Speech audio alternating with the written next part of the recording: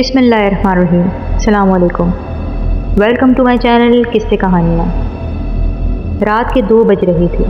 तेज़ बारिश हो रही थी, घना अंधेरा था, बादल वक्फे वक्फे से गरज रहे थे।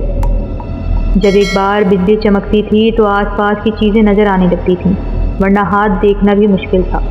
रामदीन झारखंड के घाटशिला स्टेशन के बाहर अपने ऑटो में सवारी का इंतज़ार कर रहे थे। इस मौसम में सवारी मिलने की उम्मीद कम ही थी, फिर भी मुमकिन था कि कुछ देर में आने वाली ट्रेन से कोई सवारी आ जाए। तकरीबन 1 घंटे बाद ट्रेन आई।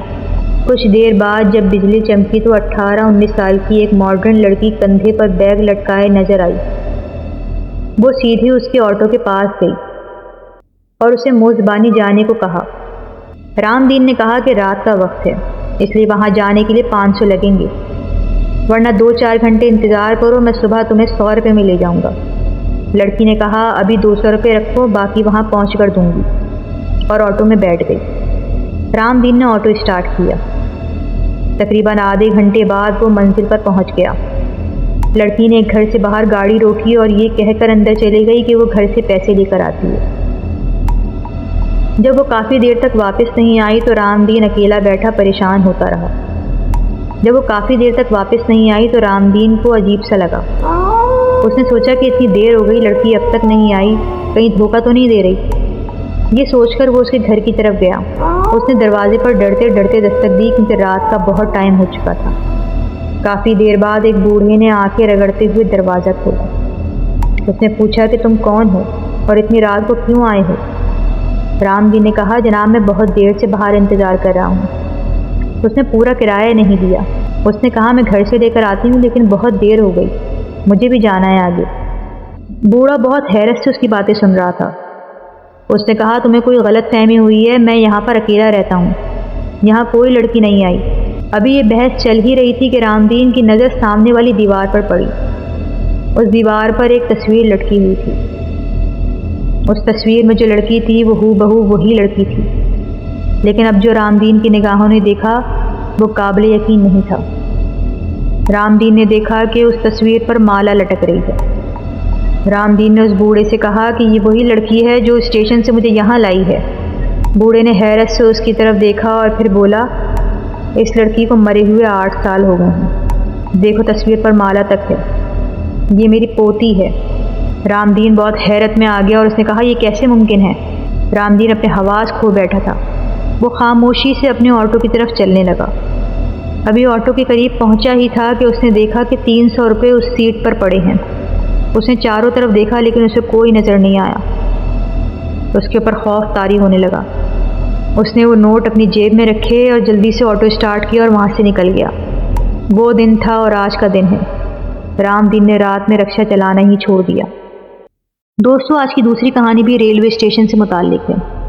वो दिल्ली से उत्तर प्रदेश में अपने आबाई घर लौट रहा था। ट्रेन काफ़ी लेट हो चुकी थी। जब वो अपने स्टेशन पहुँचे तो रात के 1:30 बज चुके थे। रात गए छोटे स्टेशनों पर सवारियों के वसूल में दुश्वारी होती है।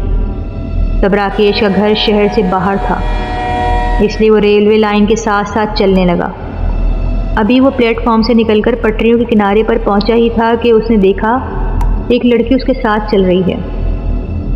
पूछने पर उसने बताया कि वो हॉस्टल से घर जा रही है और ट्रेन लेट होने की वजह से परेशानी में पड़ गई है। इत्तेफाक से उसका घर खोखे के पास ही था, जहाँ से राकेश के घर की सड़क गुजरती थी। उसने कहा, कोई बात नहीं, मैं आपके साथ चलता हूँ।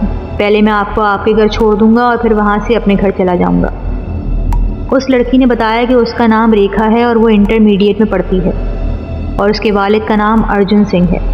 उसने पूछा कि क्या तुम बैडमिंटन खेलते हो? राकेश ने कहा, हाँ मैं खेलता हूँ। रेखा ने बताया कि उसने उसे टूर्नामेंट खेलते हुए देखा था। रेलवे लाइन के एक तरफ खेत थे और दूसरी तरफ छटपट आबादी। कुछ घर अभी तक बन ही रहे थे और कुछ घरों में रोशनी आ रही थी। उससे बातें करते करते हम कब रेलवे फाटक के करीब पहुंचे पता ही नहीं चला। उसने इशारे से राकेश को अपना घर दिखाया और कहा कि अब वो चला जाए। राकेश ने कहा कि वो उसे उसके घर तक पहुंचा दे, फिर वो चला जाएगा, लेकिन उसने कहा कि नहीं, कोई मसला नहीं है, मैं यहाँ से चली जाऊँगी। राकेश ने कहा कि वो घर पहुंचकर मुझे इशारा कर दे, फिर मैं आगे बढ़ जाऊँगा। ताहम रेखा अपने दरवाजे तक पहुंची और उसने वहाँ से पुकार कर कहा कि तुम चले जाओ, राकेश वहाँ से अपने घर चला गया। अभी 2-4 दिन ही गुजरे थे कि राकेश शहर चला गया। जब वो शहर से वापस आया तो अचानक उसको रेखा की याद आई। वो एक दिन वहाँ से गुजर रहा था तो उसने दुकानदार से पूछा, अर्जुन सिंह का घर कहाँ है?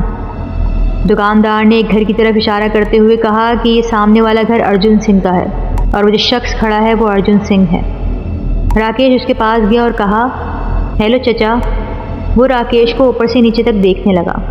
राकेश बोला, चचा आप मुझे नहीं जानते, लेकिन 2-4 दिन पहले मैंने आपकी बेटी को स्टेशन से घर की तरफ छोड़ा था। राकेश ने बताया, चचा 3-4 दिन पहले जब मैं रात को स्टेशन से रेलवे लाइन के रास्ते आ रहा था तो आपकी बेटी रेखा मेरे साथ आई थी। वो अब कैसी है? अर्जुन सिंह खामोशी से राकेश की बातें सुन रहा था और फिर उसे अंदर आने का इशारा किया। हम ड्राइंग रूम में बैठे हुए थे कि एक लड़की ने ट्रे में बिस्किट और पानी ला के रखा। अर्जुन सिंह ने बताया कि ये उसकी छोटी बेटी श्वेता है। राकेश ने पूछा, रेखा कहाँ है? उस पर अर्जुन सिंह ने दीवार की तरफ इशारा किया। वहाँ रेखा की तस्वीर लटकी हुई थी जिस पर माला डली हुई थी। राकेश कपकपा गया। अर्जुन सिंह ने बताया, 2 महीने पहले की बात है। एक दिन रेखा रेलवे लाइन से ट्रेन से उतरकर पैदल आ रही थी कि अचानक 2 भैंसों में झगड़ा हुआ और वो दोनों भागती हुई उसके पीछे आने लगी। कुछ लोगों ने जब शोर मचाया तो रेखा ने पलटकर देखा। वो ये देखकर घबरा गई कि भैंसें उसी की तरफ दौड़ रही थीं। उनसे बचने के लिए वो रेलवे लाइन पर भागी। उसी दौरान एक ट्रेन आ रही थी और जिसकी जद में आकर वो जाँ बहक हो गई। ये कहते हुए उसकी आंखों में आंसू आ गए। फिर वो थोड़ा पुरसुकून हुआ और बताया कि रेखा बहुत खुशमिजाज लड़की थी। हमारा घर रोशन रहता था उससे। वो पढ़ने में भी बहुत तेज़ थी। तुम मुझे ये बताओ कि जब रेखा तुमसे मिली तो क्या वो उदास थी या वो खुश थी? राकेश ने कहा कि वो तो बिल्कुल आम तालिबे इल्म की तरह बातें कर रही थी। कहीं से नहीं लग रहा था कि वो मर चुकी है। राकेश आहिस्ता से उठा और बोला, चचा ठीक है, मैं चलता हूँ अब। अर्जुन सिंह ने कहा, बेटा ठीक है तुम जाओ, लेकिन आते रहना। अब राकेश घर से निकल चुका था, लेकिन उसकी नज़रों के सामने रेखा की हंसती हुई शक्ल बार बार आ रही थी और उसको यकीन नहीं आ रहा था कि जिससे वो मिला था वो अब इस दुनिया में नहीं है। जी फ्रेंड, ये थी आज की 2 छोटी छोटी कहानियाँ। यकीनन आपको बहुत पसंद आई होंगी। अगर पसंद आई है तो मेरे चैनल को सब्सक्राइब कर लीजिए और बेल नोटिफिकेशन को ज़रूर ऑन कर लीजिए और कमेंट बॉक्स में अपनी राय का इजहार ज़रूर कीजिए ताकि मुझे पता चले कि आपको मेरी कहानियाँ कैसी लगती हैं। फ्रेंड्स, अगर आप लोग अपनी कहानियाँ भी मुझसे शेयर करना चाहते हैं तो स्क्रीन पर मेरा व्हाट्सएप नंबर है, उस पर आप मुझे अपनी कहानियाँ सेंड कर सकते हैं। इंशाल्लाह मैं उसको अपने प्रोग्राम में ज़रूर शामिल करूँगी। नेक्स्ट वीडियो में आपसे फिर से मुलाकात होगी। जब तक अपना बहुत ख्याल रखिएगा, दुआ में रखिएगा। अल्लाह हाफ़िज़।